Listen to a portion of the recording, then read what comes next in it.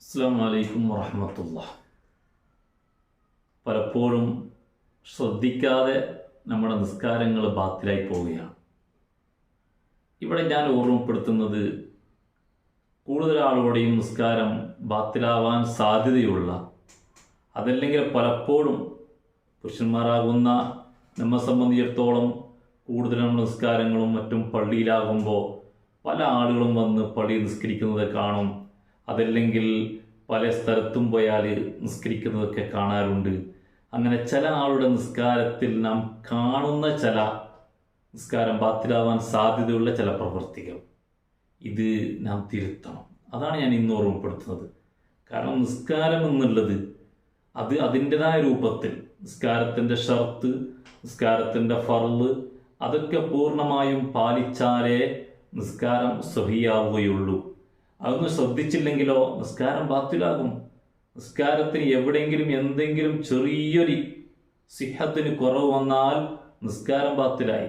അതുകൊണ്ട് നിസ്കരിക്കുമ്പോൾ അതിൻ്റെതായ ആ അച്ചടക്കം, അതിൻ്റെതായ ആ അദബുകൾ, അതിൻ്റെതായ ആ ഷർത്ത് ഫർള് അതൊക്കെ എങ്ങനെ, അതേസമയത്ത് അതൊക്കെ എടുക്കുമ്പോഴും എൻ്റെ നിസ്കാരം ബാത്തിലാവാൻ സാധ്യതയുള്ള എന്തെങ്കിലും ഒരു പ്രവർത്തനം നമ്മുടെ ഭാഗത്ത് വരുന്നുണ്ടോ എന്ന് സൂക്ഷിക്കണം. നിസ്കാരം അങ്ങനെയല്ലേ, അല്ലാഹു അക്ബർ കൈകെട്ടി, കൈപിന്നീട് അനക്കൂല, വളരെ നല്ല അച്ചടക്കത്തോടെ ഉടമയായ രാജാവായ അള്ളാഹുവിൻ്റെ മുമ്പിൽ അടിമയായ സാധുവായ ഞാനിതാ നിൽക്കുന്നു. എത്ര ബഹുമാനത്തോടെ, എത്ര അച്ചടക്കത്തോടെ നിസ്കാരം നമുക്ക് ഒരുപാട് കാര്യങ്ങൾ പഠിപ്പിച്ചു തരികയാണ്. ഞാനിപ്പോൾ അതിലേക്ക് കടക്കുന്നില്ല. ഏതായാലും നിസ്കാരത്തിലേക്ക് നിന്നാൽ ആ അടങ്ങി നിൽക്കുന്നത് പോലെ തന്നെ നിസ്കാരത്തിൻ്റെ തുടക്കം മുതൽ, അഥവാ തക്ബീറത്തുൽ ഇഹ്റാം മുതൽ സലാം വീട്ടുന്നത് വരെ അതേ നിലക്കായിരിക്കണം. അതേ നിലക്കെന്ന് പറഞ്ഞാൽ കൂടുതൽ നിസ്കാരത്തിൽ അങ്ങോട്ടും ഇങ്ങോട്ടും അനങ്ങിക്കൂടാ, നിസ്കാരം ബാത്തിലാകുന്ന കാര്യങ്ങൾ ഉണ്ടായിക്കൂടാ. എന്നാൽ ഞാൻ പറയുന്നത് അങ്ങനെ കൈകെട്ടി ഫാത്തിഹ സൂറത്തുകളൊക്കെ ഓതി റുക്കൂലേക്ക് പോയി റുക്കൂന്ന് വന്നാൽ ഈഴ്ത്തിദാലിൽ കൈകെട്ടാനില്ല, അല്ലേ? ഈഴ്ത്തിദാൽ കൈകെട്ടേണ്ടതില്ല. എന്നാൽ ഈഴ്ത്തിദാലിൽ എന്താണ് ചെയ്യേണ്ടത്? കൈ രണ്ടും താഴ്ത്തി ഇടുക, അതാണ് വേണ്ടത്. കൈ രണ്ടും താഴ്ത്തി ഇടുക. പക്ഷെ താഴ്ത്തിയിട്ട സമയത്ത്, കൈ കെട്ടിയ സമയത്ത് ശരിക്കും നല്ല അച്ചടക്കത്തോടെ കൈ കെട്ടി നിൽക്കുന്നുണ്ട്.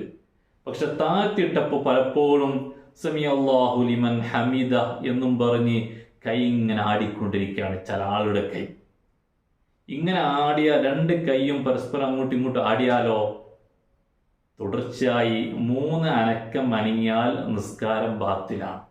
അതല്ലേ കർമ്മശാസ്ത്ര പണ്ഡിതന്മാർ അവരുടെ ഫിഖിന്റെ ഗ്രന്ഥങ്ങളിൽ രേഖപ്പെടുത്തിയത്? തുടർച്ചയായി 3 അനക്കം അനങ്ങിയാൽ, ഇവിടെ സമിഅല്ലാഹു ലിമൻ ഹമീദ എന്നും പറഞ്ഞ് അങ്ങോട്ടും ഇങ്ങോട്ടും എത്ര അനക്കങ്ങളാണ് അനങ്ങുന്നത് അത് നമുക്ക് അറിയുന്നില്ല. എൻ്റെ കൈ അനക്കുന്നു എന്ന് നിയ്യത്ത് വെച്ചിട്ടല്ല, അതല്ലെങ്കിൽ എൻ്റെ കൈ അനങ്ങുന്നുണ്ട് എന്നറിയുന്നില്ല. പക്ഷെ അറിയാതെ എന്താകുന്നുണ്ട്, കൈ ഇങ്ങനെ ആടിക്കൊണ്ടേയിരിക്കുകയാണ്. അതുകൊണ്ട് അങ്ങനെയല്ല വേണ്ടത്. സമിഅല്ലാഹു ലിമൻ ഹമീദ ഇനി താഴ്ത്തിയിടാം.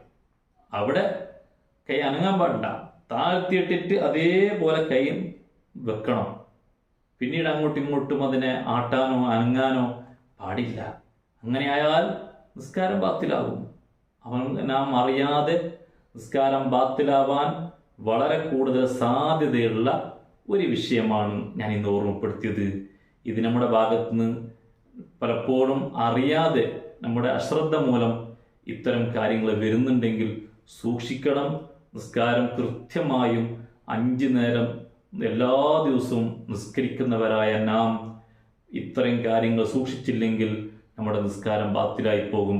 അതുകൊണ്ട് നിസ്കാരവുമായി ബന്ധപ്പെട്ട മസാലകൾ പ്രത്യേകിച്ചും എല്ലാവരും വളരെ നല്ല നിലയ്ക്ക് പഠിച്ചുകൊണ്ട് തന്നെ നിസ്കാരത്തിൻ്റെ ഫർള്, നിസ്കാരത്തിൻ്റെ ഷർത്ത് അത് പൂർണ്ണമായി നമ്മുടെ നിസ്കാരത്തിൽ ഉണ്ടാവുകയും നിസ്കാരം ബാത്തിലാവാൻ സാധ്യതയുള്ള ഒരൊറ്റൊരു കാര്യവും നമ്മുടെ നിസ്കാരത്തിൽ വന്നു പോകാൻ പാടില്ലാതെ അത് സൂക്ഷിക്കുകയും ചെയ്യണം. അള്ളാഹു നാം നിസ്കരിക്കുന്ന നിസ്കാരങ്ങളൊക്കെയും സ്വീകരിക്കുമാറാവട്ടെ. നാളെ ആഖിറത്തിലെത്തുമ്പോൾ അത് കാരണമായി രക്ഷപ്പെടാൻ അള്ളാഹു നമുക്ക് തൗഫീക്ക് നൽകുമാറാവട്ടെ. ഇൻഷാ അല്ലാഹ് എല്ലാവരും സൂക്ഷിച്ചുകൊണ്ടായിരിക്കണം ഇത്തരം വിഭാഗത്തുകളൊക്കെ ചെയ്യേണ്ടത്. അള്ളാഹു അനുഗ്രഹിക്കട്ടെ. അസ്സലാമു അലൈക്കും വറഹ്മത്തുള്ളാഹി.